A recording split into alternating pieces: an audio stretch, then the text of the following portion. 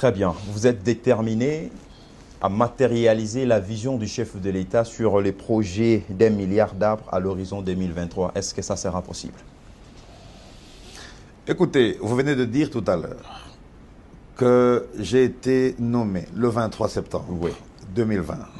Et le 26 septembre, cela a été promulgué, devant la télévision, disons à la télévision. Et les 30, vous avez officiellement eu votre Et les 30, nous sommes passés à la remise et reprise. Exact. Et donc, le mois d'octobre, j'ai été hospitalisé pour des raisons que je ne vais pas dire ici par rapport à toutes ces poudres que nous recevons au bureau. Mais enfin, donc, je n'ai fait que 9 à 10 mois, si vous voulez. Et donc, j'ai trouvé ce programme d'1 milliard d'arbres.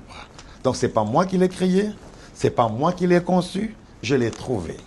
Mais ce que je voudrais que vous sachiez aujourd'hui, c'est que ce n'est plus un programme des individus. C'est un programme du président de la République, chef de l'État, que j'ai trouvé. Et donc, j'ai pris quelques voyages avec l'ancien ministre honoraire Claude Nyamugabo, dans le Nord Kivu, dans le Sud Kivu, où nous avons reboisé à plusieurs endroits. Nous avons des photos, nous avons des images. Je suis allé à Lubumbashi pour ça. Nous avons reboisé, n'est-ce pas, à Nsele, à plusieurs endroits. Si vous passez sur le boulevard du 30, que dis-je, Lumumba, vous allez voir des plantations. Et nous avons en réserve plus de 12 ONG qui bientôt seront financées parce qu'on ne peut pas financer s'il n'y a pas de pluie. Alors, ce programme, est-il possible?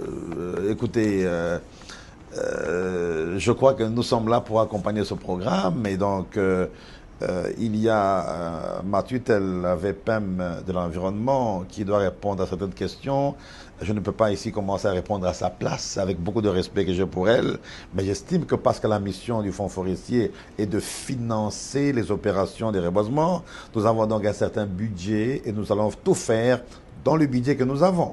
Bien sûr, nous avons demandé par-ci, par-là plusieurs fonds et bientôt nous serons dans plusieurs provinces pour traquer, je n'aime pas le verbe, pour demander à toutes ces entreprises minières qui ne payent pas après avoir déboisé. Il y en a qui vous disent qu'ils ont l'exonération de 82 ans, 85 ans. Eh bien, nous allons descendre pour leur dire qu'il n'y a plus d'exonération. Tout celui qui déboise doit payer. Et je crois qu'avec ce civisme fiscal que nous ferons en accompagnant son Excellence Madame le VPM, Eva Zaïba pour ne pas la citer, je crois qu'elle va taper du poing sur la table pour nous permettre maintenant d'entrer dans nos droits. Je crois que c'est possible que nous fassions quelque chose. Voilà, ça, c'est une bonne chose. Ici, tout à l'heure, vous venez de dire qu'il y a eu une étroite collaboration avec l'ancien ministre de l'Environnement, je cite Maître Claude Nyamugabo. Alors, avec l'actuelle, Madame Eva Zaïba, avez-vous déjà aussi de pourparlers, disons, par rapport à ça? Bien sûr, comme moi je ne peux pas parler avec ma tutelle, donc elle a toute une politique importante, intéressante sur l'environnement en général, sur l'assainissement, sur la pollution. Vous avez vu la pollution dans la rivière Kassai et autres. Tout ça. Elle a tout un programme sur 1 milliard d'arbres du chef de l'État. Donc nous allons l'accompagner efficacement pour arriver à réaliser ce programme, que dis-je, ce grand programme du chef de l'État, jardin scolaire à l'horizon 2023. Donc nous sommes déjà en pourparlers. Elle a déjà donné plusieurs orientations quant à ce que nous sommes en train d'observer. Et je vous ai dit tout à l'heure que nous avons gardé 50%, si vous voulez, d'investissement. Les pluies commencent déjà, donc les ONG affluent avec les projets. Et donc, je profite de cette occasion pour demander à ces ONG qui sont prêtes et qui sont dans le domaine de l'environnement et forêt pour amener leurs projets, pour que nous puissions voir, après étude, qui nous pouvons financer pour accompagner ce programme du jardin scolaire, 1 milliard d'arbres à l'horizon 2023. Justement, quelles sont les difficultés que vous rencontrez? Parce que vous, tout à l'heure, là, vous venez de dire qu'il y a des défis. Les défis sont énormes. Mais ce n'est pas aussi une seule personne qui est censée résoudre tout. Alors, quelles sont les difficultés que vous rencontrez dans ces secteurs environnement et forêt? Écoutez, parlons de la forêt, parce que moi, je suis au fond forestier. Allez-y. Écoutez, à ce que je sache, le budget pour réaliser, n'est-ce pas, ce programme, ce n'est pas le seul budget. Hein? coûterait 752 millions de dollars. Et là, c'est l'année passée où on en parlait avec le ministre honoraire, Claude Nyamugabo. Donc 752 millions de dollars. Et donc, si on a ce montant, on peut faire quelque chose. J'évite de donner le budget, n'est-ce pas, du fonds forestier publiquement comme ça, sans être permissionné par la tutelle. Mais ce que nous avons, ce n'est même pas 1% de ce montant. Donc, nous avons besoin que le gouvernement, disons à travers notre tutelle, puisse, je ne veux pas dire influencer, mais demander que le gouvernement puisse vraiment donner de l'argent au fonds forestier. Écoutez, le fonds forestier est une régie financière. Le fonds forestier est une banque forestière. Allez-y. Eh bien, comme la FPI et comme d'autres banques. Mais l'argent que nous avons est insignifiant. Nous avons donc besoin, entre guillemets, de beaucoup d'argent pour réaliser ce programme du chef de l'État. Et je sais que nous sommes en pourparlers avec beaucoup d'organismes, je ne voulais pas dire ambassades et autres organisateurs qui sont prêts à nous financer. C'est la raison pour laquelle j'ai demandé le changement des locaux parce que nous devons mettre tous ces partenaires dans des conditions respectables, raisonnables, pas dans, je ne voulais pas dire un mouroir, pas dans un dépotoir, entre guillemets, ça m'engage, dans lesquels nous travaillons actuellement dans des conditions piteuses, dans des conditions inacceptables. Donc je crois que la VPM, ainsi que le président de la République lui-même, parce qu'on dit le programme du président de la République. Président de la République. Donc le président de la République qui me suit, c'est qu'il doit, que dis-je, qu'il est important qu'il puisse nous accompagner pour que nous puissions l'accompagner dans ce programme.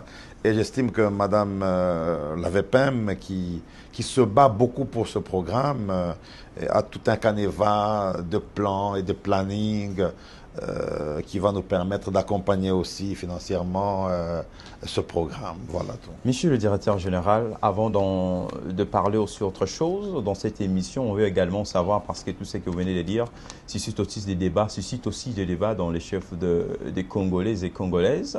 On veut savoir les fonctionnements, encore moins les mécanismes du Fonds forestier national. Qui sont vos partenaires? Est-ce que c'est les gouvernements ou vous avez des partenaires de l'extérieur? Écoutez, nous sommes actuellement parmi ce qu'on appelle les comptes spéciaux, c'est-à-dire nous sommes autonomes, nous avons l'autonomie financière. Je venais de dire que nous sommes une banque forestière. Écoutez, nous avons, ou si vous voulez, nous fonctionnons avec 3 taxes. Nous avons ce qu'on appelle la taxe de déboisement, et qui pour la plupart est une taxe que nous faisons avec les miniers. Lorsque vous êtes minier, vous avez des hectares, vous faites vos travaux miniers, eh bien, reboiser veut dire délocaliser le sol. Lorsque vous délocalisez le sol, pour nous, vous déboisez. Et donc, il y a cette taxe de déboisement que les miniers payent, mais également la fameuse compagnie, n'est-ce pas, des Chopo, donc les cimenteries, les cimenteries, les cimetières, CIPEC, agro-pastoral, si vous voulez. Là, on parle de taxe de déboisement. Et cette taxe de déboisement, lorsqu'elle arrive, on nous aide par, que dis-je, nous travaillons en partenariat avec la DGRAD, n'est-ce pas, qui a la mission d'aller recouvrer. Et donc, nous travaillons des superficies dont nous fixons le prix. Et puis après, la DGRAD, on fait la conciliation des chiffres avec la DGRAD qui va sur place pour recouvrer. Et cette taxe, lorsqu'on la paye, nous la divisons en 2. C'est-à-dire, le fonds forestier retient 50%, et les 50 autres pourcents vont au trésor public. Cela veut dire qu'à chaque déboisement, nous remettons directement l'argent au trésor public.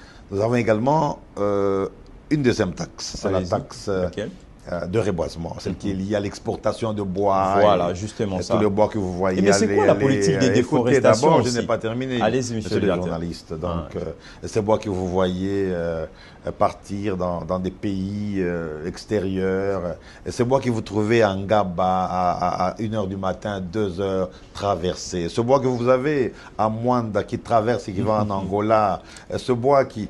Mais enfin, toutes ces sortes, tous ces bois-là, tous ces camions qui accompagnent ces bois, nous appelons ça les taxes de déboisement. Mais là, nous travaillons encore avec, en partenariat avec la DGDA, Très bien. avec le logiciel Sidonia, et qui nous aide par des mécanismes modernes de savoir qui doit combien au fonds forestier. Et pour cette taxe-là, nous prenons 100%. Il y a enfin la troisième taxe, c'est la taxe d'abattage que nous partageons avec les régies provinciales, donc les gouverneurs. Nous travaillons donc ensemble, taxe de Makala, carbonisation et tout ça. Et donc nous avons également des partenaires qui peuvent nous aider, mais il y a aussi les substances de l'État. L'État peut revenir en aide pour dire, parce qu'il y a 1 milliard d'arbres, parce que le budget du fonds ne suffit pas pour accomplir, que dis-je, pour réaliser ce programme du chef de l'État, eh bien, nous mettons 50 millions ou 100 millions, c'est ce que nous attendons du gouvernement, par exemple. Donc, nous avons également d'autres partenaires, la JICA et autres, bientôt, que je ne vais pas citer ici, parce qu'il faut toujours avoir la sagacité, la finesse d'esprit, pour ne pas dire n'importe quoi. Nous avons donc des partenaires, mais ce qui était important, c'est de savoir que nous sommes... parmi les comptes spéciaux, nous sommes autonomes, bien sûr avec une tutelle, et voilà, donc nous n'avons pas assez d'argent pour réaliser ce programme, mais je crois qu'il y a tout un travail qui se fait au niveau du ministère avec la VPM qui bouscule sérieusement pour que nous puissions bien accompagner ce programme du chef de l'État. Voilà tout. Ça, c'est une bonne chose. Donc, vous avez vraiment compris, chers téléspectateurs, que Monsieur le directeur général Honoré Moulumba Kalala